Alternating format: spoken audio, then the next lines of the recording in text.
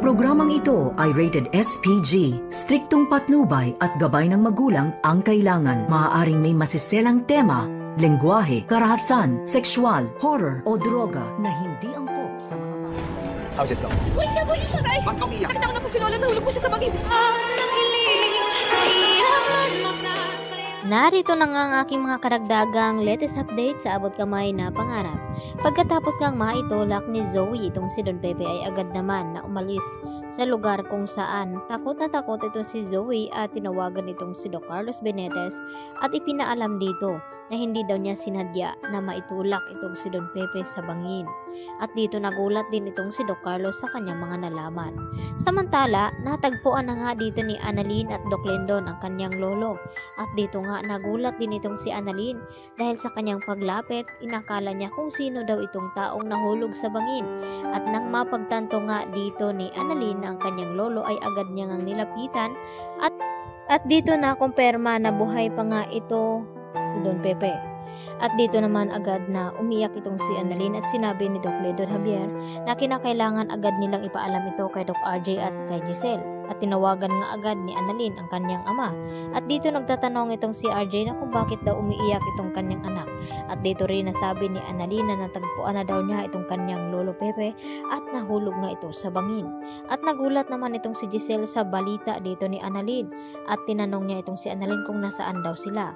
At dito rin na sinabi ni Annalyn na dadalhin nga nila sa Apex Hospital itong si Don Pepe nang sa ganun ay magamot agad ito at para malaman agad nila kung ano ang nangyari dito sa matanda. Kung talagang sinadya nga ba ang pagtulak at pagkahulog nito sa bangin. Dahil hindi nga basta-basta na mahulog ng ganon-ganon itong si Don Pepe, lalo na't alam nilang lahat na kidnapping ang nangyari nga dito kay Don Pepe. At nakuha nga itong ransom money na para sana kapalit dito ni Don Pepe. At nang mag-raid nga itong mga pulis ay wala na nga dito si Don Pepe at duda nila na tinangay na nga ito ni Moira at kung sino man. Lalo pat may naiwan ngang ebidensya ito si Zoe itong ang kanyang tali sa buhok na nahulog kung saan ay pagkatapos niyang maitulak itong si Don Pepe dito nga sa bangin. At dahil dito, iimbestigahan naman ng mga pulis ang tali na iyon kung kanino nga ba iyon. At dito naman natakot na takot itong si Zoe na humihingi ng tulong dito kay Doc Carlos na ano daw ang kanyang dapat gawin dahil hindi nga siya mapakali dahil sa nangyari nga dito sa kanyang lolo Pepe na nahulog nga sa bangin at hindi pa nga niya tukoy kung buhay pa nga ba ito.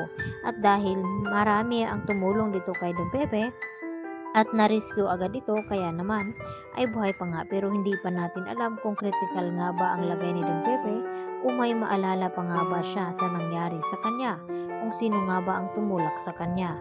Baka matulad na naman ito dito kay RJ na makumatos o kaya naman ay ma-amnesia. Huwag naman sana dahil kinakailangan ngang malaman nila ng lahat na ito ngang si Zoe ay hindi tunay na anak dito ni RJ at ang may pakana sa nangyaring kidnapping dito kay Don Pepe ay walang iba kundi itong si Moira at Zoe.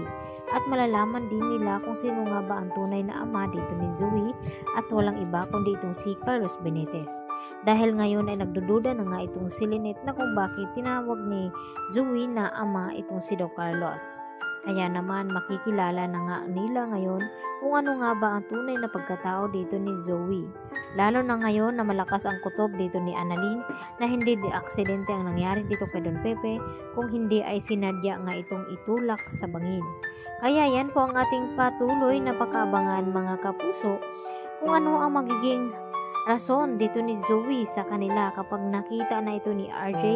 Itong si Zoe lalo pat may sugat nga ito sa braso at kung saan nga ito itatago ni Doc Carlos itong si Zoe ngayon dahil hindi na nga daw niya alam ang kanyang gagawin.